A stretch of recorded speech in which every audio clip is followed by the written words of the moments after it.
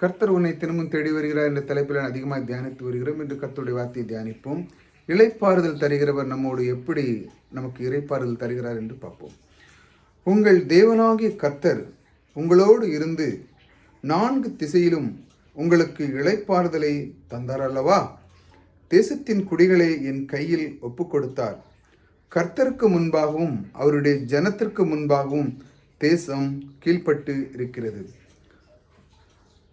இளைப்பாறுதல் தேவன் எப்படி எல்லா திசைகளிலுமே அவர்களுக்கு இளைப்பாறுதலை கொடுக்கிறார். மக்களுக்கு தேசத்தின் குடிகளை அவர் கையில் கொடுத்தார். இஸ்ரேல் மக்களுக்கு பாருங்கள், எங்கே சென்றாலும் அவர்களுக்கு ஆசீர்வாதம் தான்.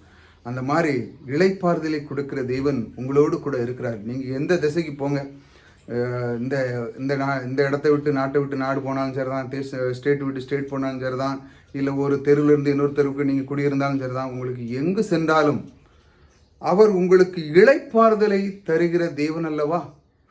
ஏனென்றால் நீங்கள் அவருடைய வார்த்தையிலே உறுதியாக இருக்கிறீர்கள்.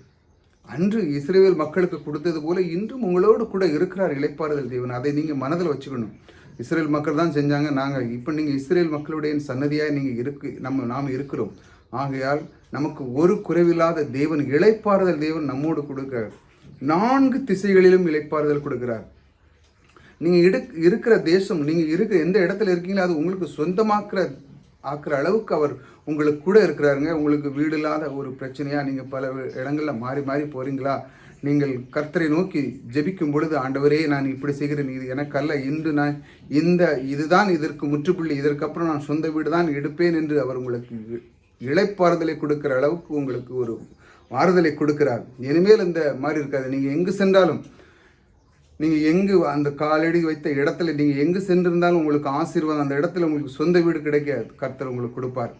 ஆகையால் நீங்கள் அந்த இடத்துல கையிலே ஒப்பு கொடுக்கிறார். கர்த்தருக்கு முன்பாக அவருடைய ஜனத்துக்கு முன்பாகவும் தேசம் கீழ்ப்பட்டு, அதாவது நீங்கள் எங்கே இருக்கீங்களோ உங்களுக்கு ஒரு குறைவில்லாமல் உங்களுக்கு எல்லா வசதிகளையும் தருகிற தேவன் உங்களோடு கூட இருக்கிறார். அப்படி இருக்கும் பொழுது உங்களுக்கு இளைப்பாறுதல் தருவார்.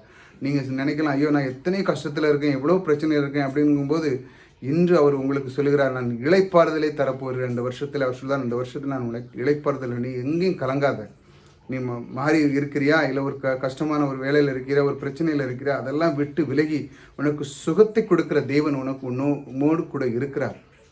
அதில் நீ எதை பற்றியும் கலங்காதங்க. கர்த்தர் இளைப்பாறுதல் தருகிற தேவன் உங்களோடு கூட இருக்கிறார். உங்களை ஆசீர்வதித்திருக்கிறார்.